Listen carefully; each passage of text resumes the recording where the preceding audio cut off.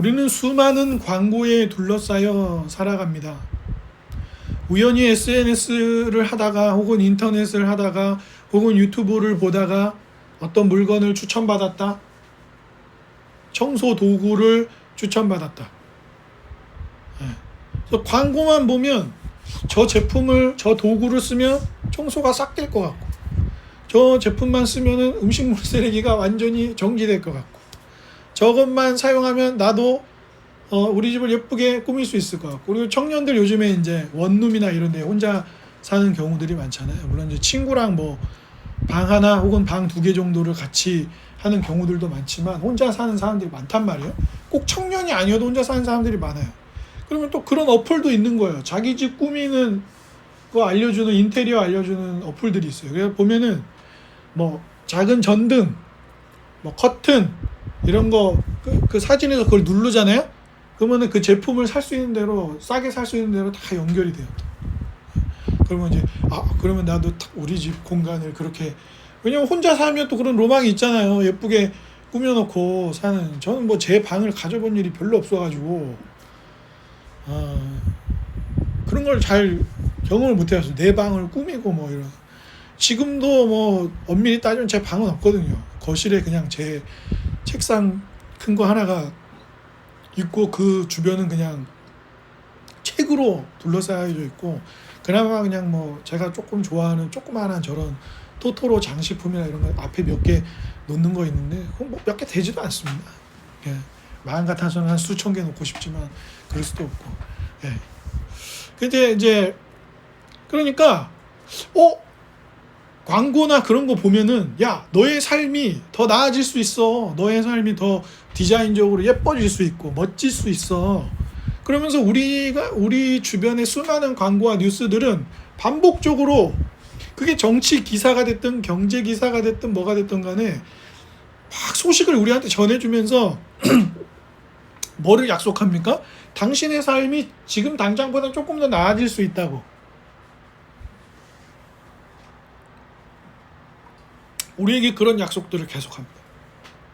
무엇을 시도하라, 뭐를 하라, 떠나라, 매여있지 마라, 도전하라 등등의 소식들이 우리를 계속 찾아오는 것이죠. 근데 이거는 아주 오래전 사람들이 살던 시절부터 지금까지 끊임없이 있는 얘기예요. 끊임없이 있는 얘기. 어디 가면 시래기를 더 싸게 판대. 어느 집 시래기가 더 맛있대. 맛있게 파는 가게집이 있대. 맛집들 가면 요즘은 한국에서도 맛집 가잖아요. 뭐 기본 어느 정도 기다려야 되는 거는 기본 아닙니까? 왜냐면 똑같은 음식인데도 그 집 음식이 더 맛있다는 거예요. 그건 뭐 어쩔 수 없죠. 줄을 쓸 수밖에 없죠. 7월인가 8월 달에 그 전 달에 비해 가지고 K-pop 데몬 헌터스 영향도 있겠고 다른 여러 가지 영향이 있으면서 8월 막 이럴 때 막 작년도 대비해서도 그렇고 관광객 숫자가 막 30% 40% 상승했다는 거예요. 요즘은 국립중앙박물관이나 뭐 남산타워 뭐 이런 데는 함부로 가지도 못합니다. 사람이 많아가지고. 그 근처에 조금 맛있는 집들이라고 알려진 식당들은 함부로 가지도 못해요. 명동도 다시 막 붐비기 시작했고, 명동, 홍대, 성수, 연남동 뭐 이런데 뭐 사람들 바글바글합니다. 그리고 요즘 날씨 좋아졌잖아요. 이제 봄하고 가을이 살기가 좋지, 우리나라는 이제 슬퍼진 게 1년에 4달 정도는 에어컨을 틀어야 되고 1년에 4달 정도는 난방을 돌려야 돼요. 그럼 생각해 보세요. 1년에 8개월 정도를 냉난방을 돌려야 돼요. 냉난방비가 뭐 일본이나 이런 데 비해서 분명히 싸지만 그래도 우리의 삶의 형편을 생각할 때는 많이 써야 된다는 거죠. 그러니까 다 이런 모든 것들이 뭐예요? 당신의 삶이 조금 더 나아질 수 있다고 하는 수많은 소식들이 우리를 둘러싸고 있어요. 마치 그것이 우리들을 구원할 수 있다라고 하는 소식들처럼 말입니다. 그리고 우리는 원하잖아요. 더 나은 삶을 살기를 원하지 않습니까? 마티즈 막 경차 스파크 이런 거 타면, 예? 그런 거 타면 그거보다 조금 더, 그걸 싫어하진 않지만 조금 더 크고 사고 나도 좀 더 괜찮고 그리고 보기에도 좀 더 멋진 차를 타고 싶잖아요. 누가 사람들 중에 나는 더 작고 볼품없는 차를 타고 싶어, 이것이 나의 욕망이야, 이런 사람이 어디 있습니까? 10평에 살면 20평에 살고 싶고, 20평에 살면 30평에 살고 싶고, 30평에 살면 40평에 살고 싶죠. 저도 뭐 청소나 이런 거를 잘하는 사람은 아니지만 우리 이면주 자매님은 채우는 은사가 있어요. 공간이 생기면 반드시 거기를 채웁니다. 이제 그런 사람하고 제가 살다 보니까 책을 제외하고는 내가 다른 거를 채우지 말고 나는 좀 버려야겠다 해서 지금도 계속 때 맞춰서 몰래 버리고 있습니다. 근데 버렸는데 모른다는 거는 안 쓰고 있다는 거예요. 그러니까 버리면 됩니다. 그냥 이거는 이런 추억 때문에, 이거는 이런 나중에 쓸 줄 모르니까 계속 가지고 있잖아요. 그러면은 집은 뭐 거의 뭐 발디딜 틈이 없는 그런 삶의 자리가 되고, 한 사람이 채우는 은사가 있다면 이제 저는 버리는 은사가, 잘 구별하여 버리는 은사를 가질 수 있도록 균형을 좀 맞춰야 하지 않겠는가. 둘 다 은사죠. 채우는 것도 은사고 버리는 것도 은사니까 저는 이제 좀 지혜롭게 좀 잘 버리는 쪽을 생각해야 하지 않을까 싶어요. 니고데모가 예수님을 찾아왔습니다. 이 사람은 사내들인 공회의 일원이에요. 유대 사회 안에서 당시 사내들인 공회의 일원이라는 것은 완전한 지배계층을 의미합니다. 이 사람은 그 사회에서 존경받고 권력이 있는 사람이에요. 유대 사회의 최고, 로마로부터 지배를 받지만 자치권을 어느 정도 주기도 했기 때문에 유대 사회에서 일어나는 여러 가지 일들을 최종적으로 판단 내리는 곳은 사내들인 공회입니다. 나이가 지긋한 남성이고 권력을 가진 사람이었습니다. 근데 또 이 사람이 사도 바울과 같이 바리새인이었어요. 그것은 곧 무엇을 의미하냐? 유대 사회 안에서 성경을 진지하게 믿고 따르는 분파의 사람이었다는 거예요. 그러니까 나이도 어느 정도 있고, 그러니까 무시당할 젊은이가 아니죠. 채우리가 아무리 똑똑하고 인품이 있어도 사람들이 그래도 청소년이라고 보지, 지긋한, 그러니까 대통령도 30살인가 40살인가 나이 제한이 있잖아요. 왜 그래요? 예를 들어서 똑똑하거나 이런 걸로만 따지면 막 10살, 15살, 18살 중에도 똑똑한 사람이 없어요? 천재들이 있잖아요. 근데 그 사람에게 나라의 최고 권력을 맡기기에는 아직 경험이나 사람들을 다양하게 만나본 그런 경험이나 이런 게 너무 적잖아요. 그러니까 시킬 수가 없는 거예요. 그래서 사람들이 표를 주기에 굉장히, 물론 이제 10대 중에 누가 정말 나올 수 있다. 그러면 10대 중에 막 잘생기고 좀 능력 있어 보이는 사람들을, 투표권이 생긴 지 얼마 안 된 10대들이 막 뽑아줄지도 모르죠. 그러니까 니고데모는 나이도 어느 정도 있는 지배층이면서 남성이고 도덕성과 신앙심도 어느 정도 있고 자기를 잘 조절하는 수양도 꽤 되어 있는 사람이에요. 근데 이상한 거죠. 뭐가 이상해요? 예수님은 뭔 졸업장도 없으신 분이고 정치적인 자격도 없어요. 유대 사회 안에서 노동자들 중에서도 가장 낮은 계급이고, 예수님 어느 동네 출신 예수예요? 나사렛 출신 예수예요. 그건 곧 무슨 얘기입니까? 사람들이 너 어느 지역 출신이야라고 했을 때 무시하고 하찮게 여기는 출신이라고. 그런데 이 모든 권력과 도덕성과 이런 거를 잘 갖추고 있는 니고데모가 예수님을 찾아와요. 그러면서 랍비여 그러면서 배우려는 태도를 가진다고. 이거는 아주 도량이 넓고 남달리 생각이 열려있는 사람이라는 거예요. 꼰대가 아니란 말입니다. 니고데모는. 남들이 보기에는 요즘에 영포티라는 말이 있잖아요. 그게 뭐예요? 그 40대 남자들이 아이폰 같은 거 디자인돼 있는 거 이런 거 쓰는 거를 비꼬는 젊은이들이 비꼬기 위해서 만드는 거예요. 그래서 영포티가 사용하면 좀 매력이 없다. 나이 든 아저씨들 40대, 근데 이거 되게 바보 같은 소리예요. 아이폰을 제일 먼저 쓴 세대가 지금의 40대예요. 스마트폰을 제일 먼저 쓴 세대.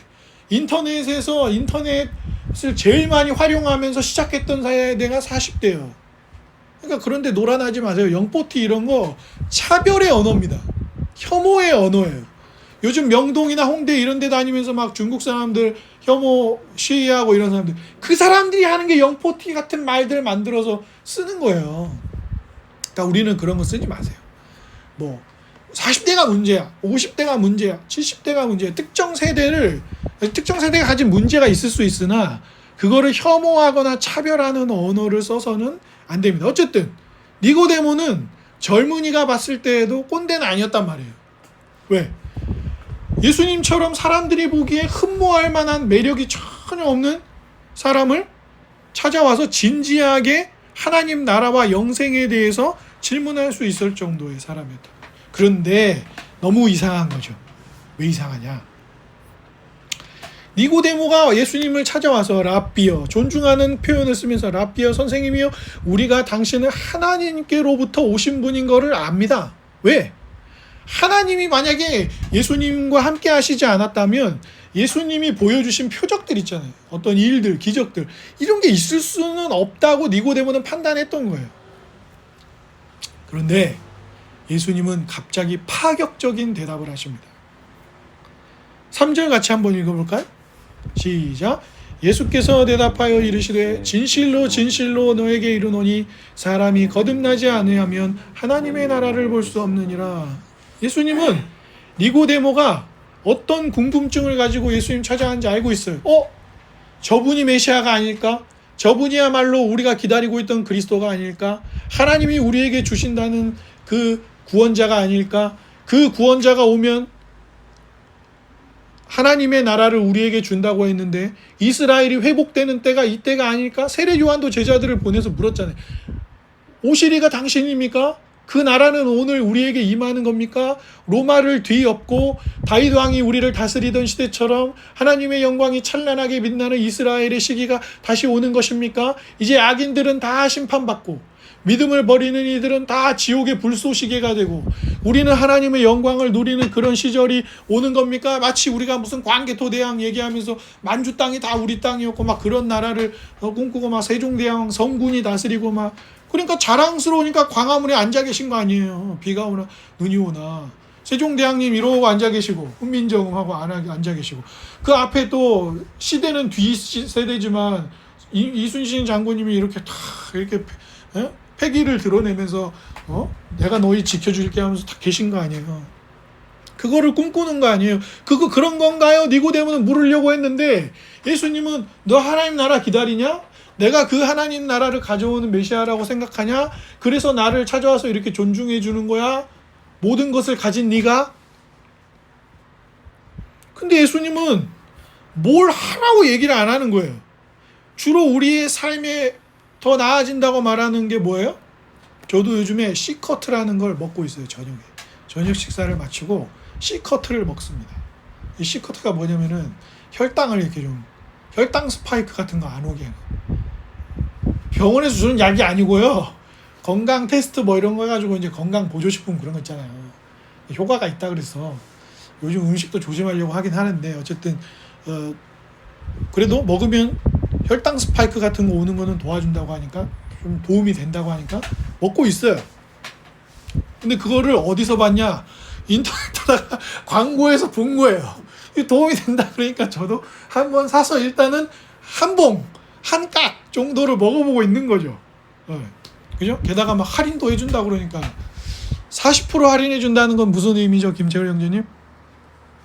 똑바로 얘기해 보세요. 80% 할인해준다는 건 무슨 의미죠? 당신이 그 물건을 살 확률이 80%라는 얘기예요. 아니 왜냐면 아무리 할인을 해도 안 사면 돈이 안 나가는데 할인해준다. 할인을 해줘? 80%나 할인해줘? 그러면 20%는 돈 쓰는 거 아니에요? 어쨌든 그 사람들은 돈을 버는 거고 나는 돈을 쓰는 건데 그 생각은 안 하고 사게 되는 거죠. 예수님은 뭐를 더 해라, 뭐를 하지 마라, 이거를 먹어봐라, 뭐 이걸 니고데모한테 얘기하는 게 아니라 니고데모에게 거듭나야 된다. 다시 거듭나는 게 뭐예요? 우리는 첫 번째 출생을 통해 어머니로부터 태어났잖아요. 이게 첫 번째 탄생이에요. 그죠? 생명을 얻은 거예요. 예수님이 말하는 거듭남은 두 번째 다시 태어나라는 거예요. 그래서 니고데모가 4절에 아니 예수님, 사람이 늙으면 어떻게 다시 태어나요? 난 이렇게 나이 든 아저씨인데 어머니 뱃속에 다시 들어갔다가 다시 태어난다는 의미인가요? 라고 의구심 어린 질문을 던진 거예요. 아니에요. 예수님은 완전히 새로운 존재가 되어야 한다고 말씀하시는 거예요.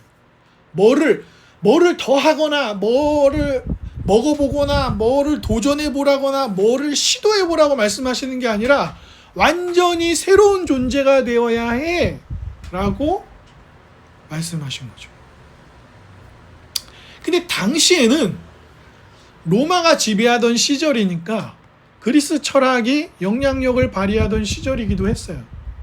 그래서 많은 그리스 철학자들은 꼭 이 요한복음 당시만이 아니라 그 이후로도 초기 2000년 전쯤에 그리스 철학이 한참 흥행할 때 뭐라고 생각을 했냐면 세상의 역사는 끊임없이 돌고 도는 역사라고 생각을 했어요. 순환은 그걸 순환이라고 하죠.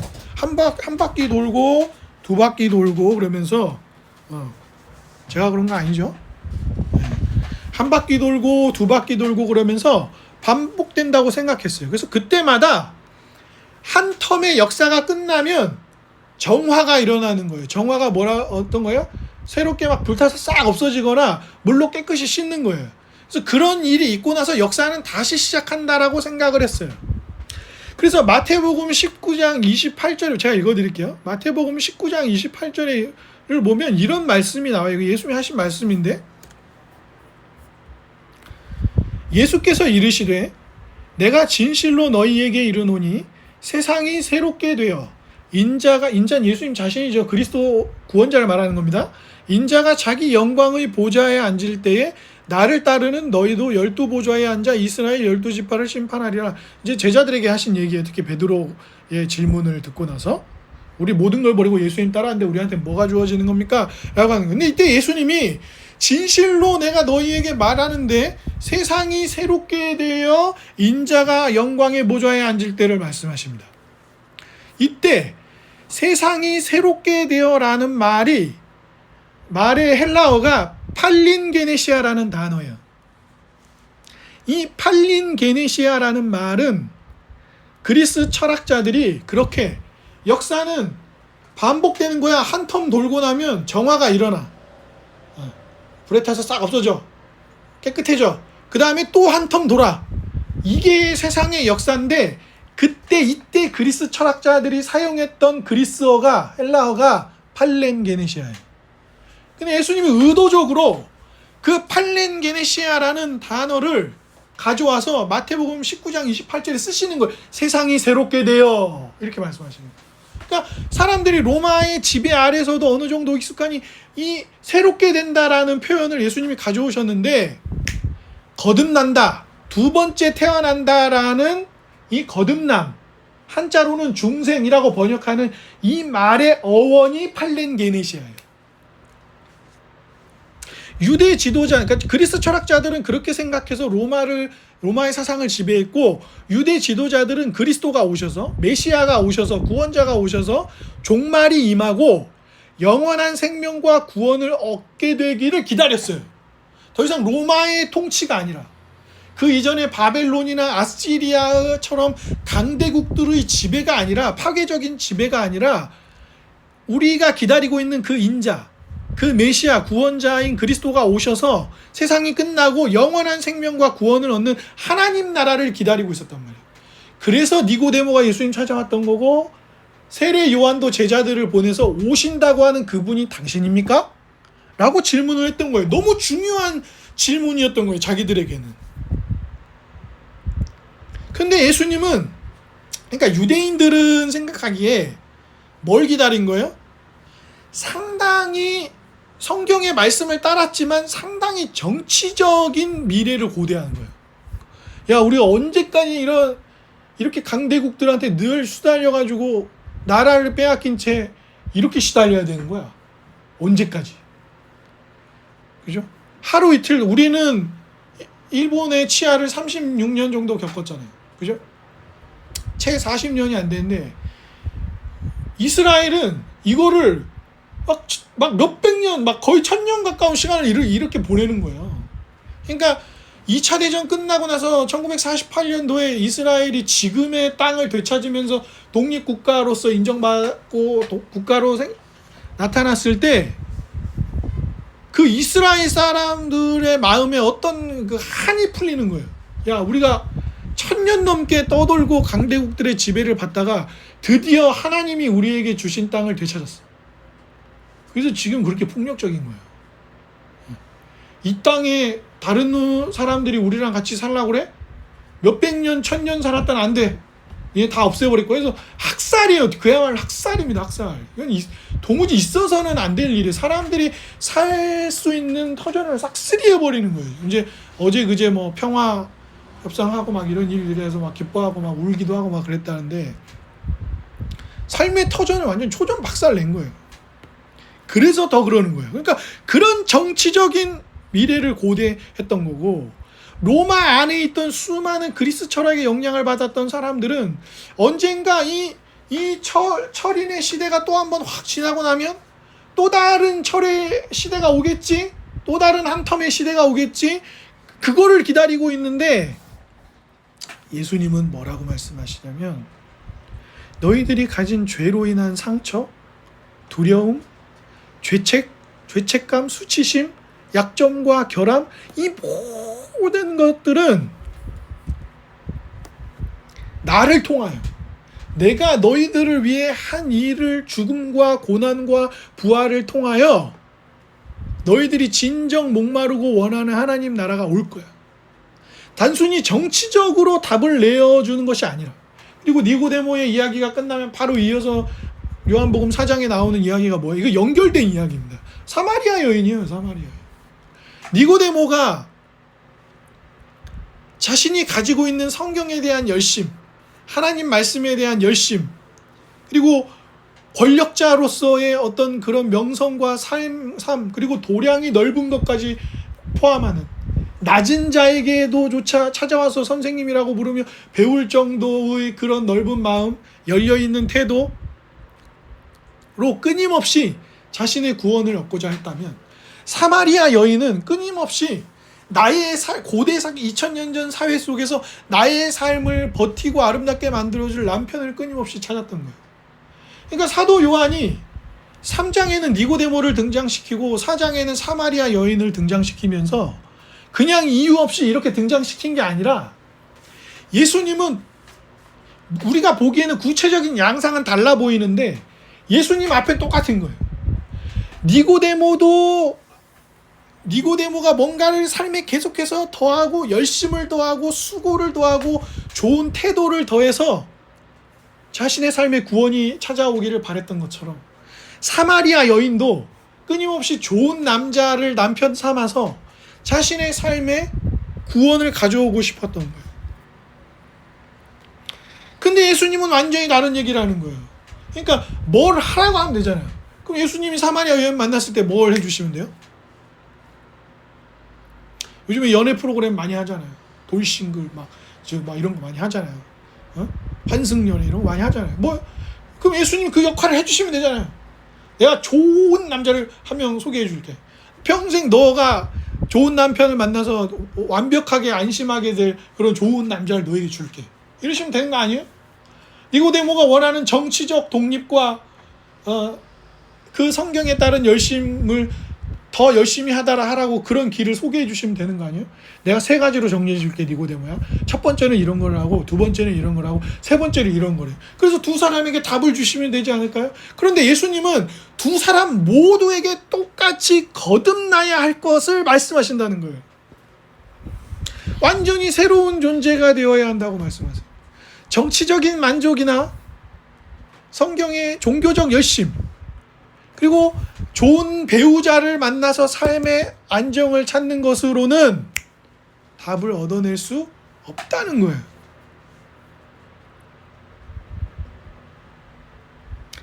사람, 일 같은 것들은 우리에게 보람과 기쁨을 줍니다. 그래서 팀켈러 목사님이 살아계실 때 자기 교회에서 상담을 했던 여자가 한 명 있었어요. 목사님이 상담을 하는 거죠. 이 사람이 어린 시절에는, 10대 여인인 시절에는 외모를 상당히 꾸미는 데 시간을 많이 들였어요. 그래야 학교 친구들에게도 인정을 받고 인기도 얻을 수 있고 무시를 안 당하니까. 근데 어느 날 이 여인을 찾아와서 누군가에게, 너 그렇게 외모? 그 더글로리라는 그 김우숙 작가 맨날 그 사랑 이야기만 쓰다가 이제 좀 학교 폭력을 다룬 드라마를 썼었는데, 거기서 그 주인공 여자 중에 나쁜 여자 있어요. 나쁜 여자. 연진이. 나쁜 애. 학폭을 가했던 가해자. 그래서 근데 그 여자가 기상캐스터로 일을 하는데 회사에 자기보다 그 어린 후배가 있어요. 그래서 후배가 막 자기한테 덤비니까 뭐라 하는지 알아요? 너는 어리지? 언제까지 어린데? 내년에도 어려? 내후년에도 어려? 너도 늙는다 이거예요. 그 얘기를 누군가가 이 여자를 찾아와서 한 거예요. 그러니까 너는 그거를 신경 쓰면 안 돼. 넌 공부를 해야 돼. 지금 공부를 해가지고 좋은 대학을 가야 된다고 누가 얘기를 해준 거예요. 그리고 공부를 열심히 해서 좋은 대학을 갔어요. 그랬더니 어느 날 또 다른 사람들이, 야, 좋은 대학만 오면 뭐하냐? 좋은 대학 나온 사람 미국에 많아. 좋은 직장을 가야지. 직장에 가서 어느 정도 커리어를 쌓고 경력을 쌓고 연봉도 많이 받고 돈을 벌고 그래야 너 인생 제대로 살 수 있는 거야. 그러니까 이 여인이 팀켈러 목사님하고 상담을 하면서 그 얘기를 한 거예요. 내가 예수님 믿기 전에는 외모를 꾸미는데 나의 10대를 보내고 공부하는데 또 시절을 보내고 좋은 직장 찾느라 시간을 다 보내고, 그래서 이 뉴욕에 와서 좋은 대학도 나오고 경력도 쌓고 연봉도 얻게 되었어요. 근데 무슨 문제가 있었냐? 외모를 막 꾸미는 일에 힘쓰다 보니까 내가 원하는 만큼 예쁘게 꾸미지 못했어, 나를. 그게 옷이든 화장이든 뭐든 간에. 그러면 운동으로 뭐 몸을 만드는 건데 그게 안 되면 어떤 마음이 들죠? 자괴감에 빠지는 거예요. 좌절하는 거예요. 공부를 열심히 했어요. 근데 내가 원하는 만큼의 성적이 안 나오면 만족이 안 되는 거라. 그것도 또 나를 막 혐오하게 되는 거예요. 나는 이것밖에 안 돼. 나는 이것도 못한 사람이야. 또 좋은 직장을 얻고 연봉을 갖다 보니까 불안한 거예요. 왜?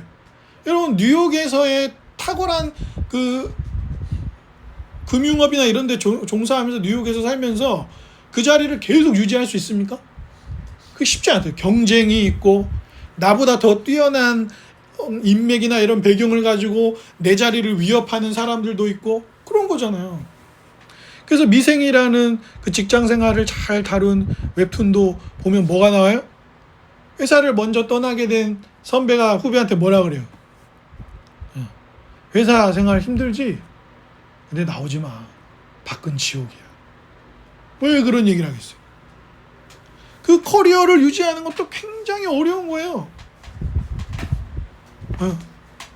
우리는 은퇴를 해도 더 일해야 한다는 강력한 압박 속에 살아가잖아요. 제가 얼마 전에도 보니까 30 몇 년 동안 아시아나 항공에서 일했던 그 기장으로 일했던, 그래서 한참 많이 받을 때는 연봉을 2억 이상 받았다고 하시더라고요. 30 몇 년을 기장으로 일했던 분이 은퇴하시고 나서 그 집 청소해 주는 거 있잖아요. 입주하기 전에 입주 전 청소나 이미 입주해서 살고 있지만 정말 집안 전체를 한번 제대로 청소하고 싶은 그런 청소 일을 하고 계시더라고요. 그건 뭐 도전이기도 하고 막 그러기도 하지만 또 실제적인 필요이기도 하고, 또 일을 하다가 안 하게 됐기 때문에 그것에 헛헛함을 달래기 위해서든지 여러 가지 이유가 있겠죠. 히틀러가 나치즘을 확산시키고 막 그 전쟁을 일으켰을 때 거짓말을 독일 사람들한테 막 심었어요. 그게 뭐예요? 우리야말로 진정한 아리아인이다. 독일 사람은 아리아인이 아니에요. 아니라고요. 근데 옛날 아리아인을 얘기하면서 아리아인은 오히려 중동 쪽 뭐 이런 쪽 가까운 사람들이거든요. 근데 그때의 그 아리아인이라고 하는 그 사람들이 당시 가지고 있었던 좋은 이미지를 갖고 와갖고, 야, 우리야말로 진정 아리아인의 후손이고 아리아인인데 아리아인이 아닌 더러운 피들은 다 제거해야 돼. 그게 뭐예요? 내가 외모를 기준 삼고 성적을 기준 삼고 명문대나 좋은 직업을 기준 삼으면 거기에 미치지 못하는 나 자신만이 아니라 다른 사람들도 어떻게 봐요? 그 기준으로 보는 거예요. 저 사람은 외모가 안 되네? 저 사람은 그만큼 못 버네? 저 사람은 그만큼의 사회적 지위를 가지고 있지 못하네? 라는 기준으로 다른 사람들을 편협하게 대해요. 그게 뭐죠? 그게 끼리끼리예요. 끼리끼리라고요. 돈 있는 사람들은 돈 있는 사람들끼리, 검사들은 검사나 판사들끼리, 변호사들끼리, 예? 큰 로펌의 변호사들은 큰 로펌 사람들끼리, 그리고 돈 많고 사회적 명성이 있는 사람들은 기득권자로서 그런 기득권을 가진 사람들끼리. 그래서 자기들의 안에 들어오지 못하는 사람들을 어떻게 해요? 무시하죠. 가난한 애들은 다 게으른 거야. 이런 식으로 판단하는 거예요. 그러니까 뭐예요? 혐오를 불러일으키고 차별을 낳아요. 야, 우리 같은 나라, 우리 민족, 나라를 사랑하는 건 좋은 일이지만 그것이 다른 사람들을 무시하는 차별이나 혐오가 되면 안 돼요. 민족이나 이런 것도 마찬가지죠. 그러니까 이 여인이 그런 고백을 한 거예요. 내가 외모나 성적이나 대학이나 사회적으로 연봉이나 좋은 직장을 가진 것으로 나의 삶을 살아갔을 때는 마치 거기서 뭔가 더 얻으려고, 더 나은 삶, 나의 구원을 얻으려고 했을 때는 만족이 없었다는 거예요. 근데 예수님을 믿고 나니까 예수님이 나의 정체성이에요. 예수님이 나의 전부예요. 예수님이 나를 죄와 사망에서 건지셨어요. 더 이상 나에게 상처나 두려움이나 죄책감이나 수치심이나 약점이나 나의 삶의 결함들로부터 건지시는 분이 예수님이에요. 나는 그리스도 안에 있어요. 고린도후서 5장에서 말하는 것처럼 나는 새로운 피조물입니다. 그것이 되었을 때는 더 이상 내가 이것으로 남을 판단하거나 그것으로 상대적으로 비교하거나 끼리끼리 모여서 얻는 안심, 안정감이 더 이상 나를 좌지우지할 수 없었다라고 목사님하고 상담하면서 그 얘기를 한 거예요. 주 안에 사랑하는 여러분, 우리는 어떻습니까? 교회 안에 있음에도 불구하고 신앙을 가졌다고 함에도 불구하고 여전히 교회에서 다른 형제자매들을 볼 때, 누군가를 볼 때 외모로 판단하고, 그 사람이 가지고 있는 학벌로 판단하고, 그 사람이 가지고 있는 집안의 배경, 그 사람이 어디 사는지, 어느 동네 사는지, 어느 집에 사는지, 어떤 집의 형식을 가지고 살아가고 있는지, 집이 얼마나 예쁜지, 얼마나 맛있는 걸 먹고 사는지, 이런 것들을 끊임없이 비교하면서, 그러니까 정체성이 거기에 있는 거죠. 나는 돈을 추구합니다. 돈 없는 사람 보면 무시하는 거예요. 우습게 여기고 하찮게 여기고. 예수님이 말하는 작은 소자, 작은 사람은 누구예요? 하찮게 여기는 사람들이, 우리들이 하찮다고 여기는 거예요. 우습게 여기는 거예요. 예수 그리스도 안에서 죄의 용서를 받은 사람은 누구를 우습게 여기지 않아요. 왜요? 나도 똑같이 은혜로 구원을 얻은 사람일 뿐이지 저 사람보다 나을 게 전혀 없단 말입니다. 누가 거듭난 사람입니까? 누가 자신의 죄를 회개하고 믿음을 갖게 된 사람이에요? 나 스스로를 구원하려는 시도를 다 내려놓은 사람이에요. 나도 이 사람도 저 사람도 저 나라에 사는 사람도 그 남녀노소를 막론하고 그 누구도 예수 그리스도의 죽으심과 부활, 그 아버지의 보내신 사랑과 말씀으로 성령께서 깨닫게 하시는 은혜가 아니라면 아무도 원하는 만족과 구원을 얻을 수 없음을 아는 사람이에요. 그래서 그는 겸손합니다. 그래서 야고보서 1장 9절은 우리에게 뭘 얘기해 주냐면, 가난한 사람은 사람들에게 무시당하잖아요. 가난하다고. 그죠? 그러니까 복음이 그에게 무엇을 줍니까? 예수 그리스도가 그를 위해 죽으시고 구원하셨다는 것이 무엇을, 어떤 만족감을 줘요? 세상에서는 가난하다고 손가락질 받을지 모르지만 예수 그리스도 안에서 그는 부유한 자란 말이에요. 그 만족이 복음이 줍니다. 부자는요, 사람들에게 칭찬 많이 받고 니고데모처럼 부자인 사람은요, 이 부자인 걸 더 유지해야겠네, 이 권력을 더 유지해야겠네, 그게 아니라 복음을 믿는 사람, 회개하고 예수 그리스도를 믿은 사람에게는 어떤 위로가 주어져요? 나 또한 가난한 사람들과 별반 다르지 않을 정도로 하나님 앞에서 가장 추하고 더러운 죄인이었지 라는 겸손이 그에게 있습니다. 그러니까 그는 부자고 사람들에게 존경받는 사람이고 인정받더라도 세상 사람들을 무시하지 않아요. 왜? 자기가 누구인지를 알기 때문이고 그러한 죄인인 자신을 어떻게 구원하셨는지를 알기 때문입니다. 야고보서 1장 9절은 복음이 그 모든 사람들에게 복이 된다고, 좋은 소식이 된다고 이야기하는 것입니다. 그러므로 사랑하는 여러분, 여러분 스스로를 구원하려는 시도와 죄로부터 돌아서십시오. 그리고 우리가 왜 니고데모는 왜 산헤드린 공회원이 되고 바리새인이 됐겠어요? 그건 출신 배경과도 연관이 되어 있겠지만 그것이 자신의 삶의 구원과 있다고 생각했기 때문에 그것을 추구한 것입니다.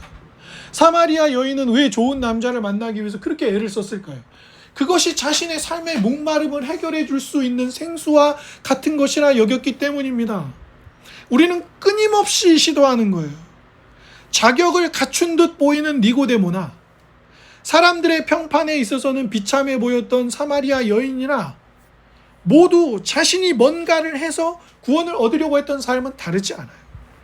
우리가 해야 할 일은 그리스도께서 우리를 위해 하신 일을 믿고 의지하는 겁니다. 그때에 우리에게 새로운 생명을 주시고 그 새로운 감각이 우리를 찾아왔을 때 우리는 죄를 보고 회개하고 그리스도께 돌이킬 수 있습니다. 아기가 스스로 태어날 수 있나요? 여인이 사랑하는 남자와 결혼의 관계를 맺고 잉태하여 산고를 겪고 아이를 낳는 것처럼 우리는 아무것도 하지 못합니다. 오직 그리스도께서 자신의 생명을 우리에게 주심으로 우리를 새로운 존재가 되게 하시는 거죠. 그걸 어떻게 알아요? 감각이에요. 여러분, 많이 아파서 중환자실에 있거나 이런 분들이 하지 못하는 게 뭐예요? 감각을 잃는 거예요. 듣는 것도, 느끼는 것도, 먹는 것도, 그 오감을 통제하고 관리하고 오감을 통해서 느끼는 감각이 현저히 떨어지는. 그래서 많이 아프면 뭐가 상실되죠? 입맛이 떨어져요. 입맛이. 그래서 살이 빠지는 거예요. 상사병에 걸리고 막 스트레스 받고 막 500원짜리만한 막 원형 탈모가 찾아오고 그럴 때 같이 찾아오는 게 뭐예요? 입맛이 떨어지는. 뭘 먹어도 이전과 같은 감각을 나에게 주지 않아요. 거듭남, 새로 태어난다는 것은 드디어 하나님을 향하여 감각을 가지게 되는 것입니다. 태어난 아기처럼 말입니다. 아기는 감각이 얼마나 예민해요. 등에 센서가 있잖아요. 이게 엄마 품에 있는 건지 아빠 품에 있는 건지 나를 바닥에 눕힌 건지 그 예민한 애들이 있다고요. 특히나 더. 그러면 딱 눕혀버리면 벌써 앙 울어버려요. 기저귀가 불편해도 울고 옷이 어디가 불편해도 울고 날씨가 더워도 울고 추워도 울고 뭔가 불편하고 힘들면 울고 그리고 뭐예요? 배고프면 울어요. 그것처럼 우리를 위해 그리스도께서 하신 일이 우리를 새로운 존재가 되게 하고 그 감각 안에서 뭐예요? 우리가 자신의 죄인됨을 발견을 회개하고 믿는 걸 회개하고 믿는 걸 뭐라 그래요? 그걸 회심이라고 하는 거예요. 거듭남과 회심은 그래서 거의 동시다발적으로 일어나는 겁니다. 동전의 양면이에요. 그래서 그 결과로 우리가 새로운 생명을 얻게 되었을 때 니고데모나 사마리아 여인에게 나타나는 게 무엇입니까? 새로운 생명의 감각입니다. 감각. 하나님의 말씀에 대한 감각이 살아있는 거예요. 말씀을 읽거나 말씀을 묵상하거나 성경을 공부하거나 설교를 들을 때 어떤 일이 일어납니까? 그것을 막 한껏 엄마의 젖을 빨아들이는 아이처럼 그러한 감각이 확 올라와서 말씀과 예배와 또 일상에서 하나님의 뜻을 살아내는 것. 그래서 일상의 다양한 숙제들을 맞이할 때마다 어떤 거를 질문합니까? 예수님이라면 어떻게 하셨을까? 예수님의 뜻은 무엇일까? 내가 여기서 어떤 선택을 해야 되는 걸까라는 끊임없는 질문과 답을 제대로 찾는 과정을 겪어가는 것입니다. 보지 마시고 집중하세요. 저거는 뭐 받아서 나중에 먹으면 되는 거니까. 그리고 우리에게 뭐예요? 이제 더 이상 외모를 추구하거나 성적을 추구하거나 학교를 추구하거나 연봉이나 좋은 직장을 추구하는 것으로 나의 정체성을 삼지 않아요. 내가 누구인지는 이제 예수 그리스도 안에 내가 새로운 피조물이 되었다는 것으로 나를 보지. 그러니까 공부 안 해도 된다. 성적 필요 없다. 직장 얻는 거 필요 없다는 말이 아니라 그 과정들을 그것이 나는 아니라는 거지. 이제 더 이상 그걸로 나를 판단하고 남을 혐오하거나 끼리끼리 어울리거나 차별하는 용도가 아니라는 거예요. 그것이 나의 삶의 기준이 아니에요. 예수 그리스도 안에 내가 의롭다함을 받았다는 것. 나의 죄의 형벌은 다 받아가시고 하나님 앞에서 죄의 형벌을 다 받고 이제는 새로운 생명을 부여받은 것을 우리에게 다 주시는, 그래서 하나님 앞에서 더 이상 우리가 죄인이 아니라 우리를 의롭다 여기시는 은혜 가운데 두시는 그 예수 그리스도 안에 있는 나를 보는 거예요. 그 새로운 정체성, 그것으로 보는 거예요. 그러니까 세상을 볼 때 함부로 누군가를 판단하지 않아요. 왜? 나 또한 하나님 없이 하나님의 뜻을 반역하며 살았던 죄인이기 때문에 그래요. 그러나 얻은 구원의 은혜 또한 감사하며 살아갑니다. 왜? 이제 난 새로운 존재로서 더 이상 돈이나 명예나 권력이 나를 채워줄 수 없어요. 그것은 하나님의 영광을 위해 살아가는 도구이지 더 이상 그것이 하나님이 아니란 말입니다.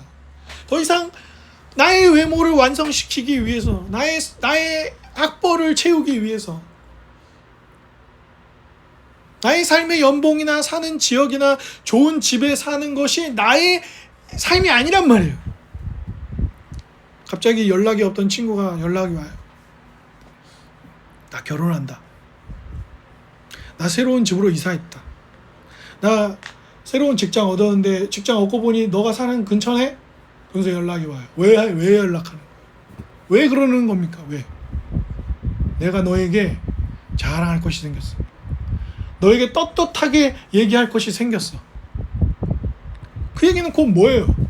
그러면 내가 그런 직장이 없을 때, 내가 그런 집이 없을 때, 나에게 그런 차가 없을 때, 내가 토익 점수 900점이 없을 때는 난 너에게 좋은 친구가 될 수 없었다는 거예요?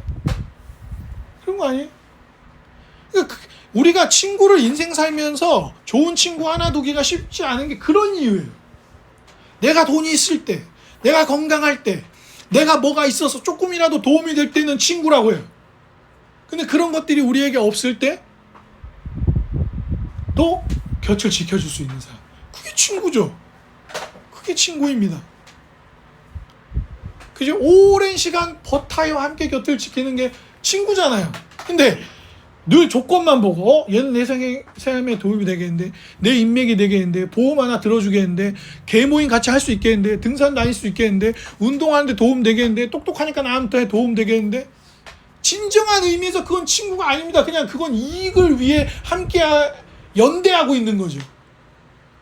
진정한 친구는, 그래서 나중에 사람들이 뭐라 그래요?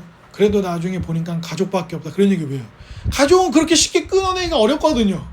돈 없다고, 권력 없다고, 명예 없다고 오늘부터 넌 내 동생 아니야. 너는 권력이 없잖아. 너는 돈이 없잖아. 너는 명예가 없잖아. 너는 수학을 잘하지 못하잖아. 넌 오늘부터 내 동생 아니야. 이러기는 어렵단 말이에요. 그거는. 그래서 피는 물보다 진하다, 그런 얘기를 하는 것이기도 합니다. 그러니 주 안에 사랑하는 여러분, 여러분 어떠십니까? 우리는 어떻습니까? 우리는 새로운 생명이 되었습니까? 우리는 새로운 감각을 가지고 살아가고 있습니까? 동전의 양명인 그 새로운 성령께서 우리 안에 새로운 감각을 불러일으켜서 거듭나게 하셨을 때 우리는 또 우리의 죄를 발견하고 회개하고 더 이상 우리 스스로를 구원하려는 노력들을 다 내려놓고 우리의 죄인됨을 발견하며 오직 그분이 우리를 위해 하신 그 아름다운 일만을 바라보며 의지하고 있습니까? 오늘 밤 잠들 때 하나님 감사합니다. 오늘 통장에 월급 500만 원이 들어왔네요. 저는 500만 원의 사람입니다. 이것이 우리의 만족입니까? 아니면 세상 그 어떤 형편과 상황 속에서도 오늘 밤 잠들 때 너는 내 사랑하는 아들이라, 너는 내 사랑하는 딸이라, 네가 어떤 형편에 놓여 있든지 나는 너를 구원하기 위하여 나의 생명을 기꺼이 드렸노라. 너는 내 것이라. 그 음성으로 위로를 받으며 잠드는 것이 우리의 삶입니까? 공부 안 해도 되고 막 살아도 된다는 말이 아닙니다. 그것이 우리의 구원은 아니라는 말이에요. 오직 예수 그리스도. 여러분, 이게 요즘 금값이 진짜 올랐다면서요. 그래갖고 돌반지 팔았던 분들이 그렇게 땅을 치고 좀 후회를 한다면 지금 너무 올라갔고, 그죠? 여러분, 금이 없던 사람한테 금을 줍니다. 정말 명품백이나 다이아몬드 반지 하나 원했던 애인이나 아내에게 그걸 사줘요. 그러면 어떡하겠어요? 금이야, 오기야, 그냥 그 반지 그냥 쓸고 닦고 그냥 안 잊어버리려고 애를 쓰고 그 가방 맨날 잘 들고 다니자 하면서 닦고 그럴 거 아니에요. 우리에게 그런 것이에요. 그리스도가 가장 아름다운 것입니다. 누가 우리에게 돈이 아름다워, 외모가 아름다워, 성적이 아름다워, 좋은 학교를 가야지, 연봉을 받아야지, 좋은 직장을 얻어야지, 그 동네를 살아야지, 연남동에 가서 살아, 3층짜리 주택 사가지고 거기서 살아, 이렇게 아무리 이야기해도 우리에게 가장 아름다운 것은 그리스도뿐입니다. 그리스도가 우리에게 가장 아름다운 것입니다. 그 우리를 위하여 자신의 생명을 아낌없이 내어주신 그 그리스도 말고 우리의 눈에 완벽하게 아름다운 신랑은 없는 것입니다. 그래서 사도 베드로는 베드로후서 마지막을 쓰며 그렇게 이야기했던 것입니다. 뭐라고 얘기했습니까? 베드로가 쓴 편지는 신약 성경에 딱 2개입니다. 그리고 베드로 전서와 후서는 사도 베드로가 나이가 어느 정도 지긋했을 때 썼던 구절입니다. 그는 마지막 우리에게 남겨준 한마디가 이것입니다.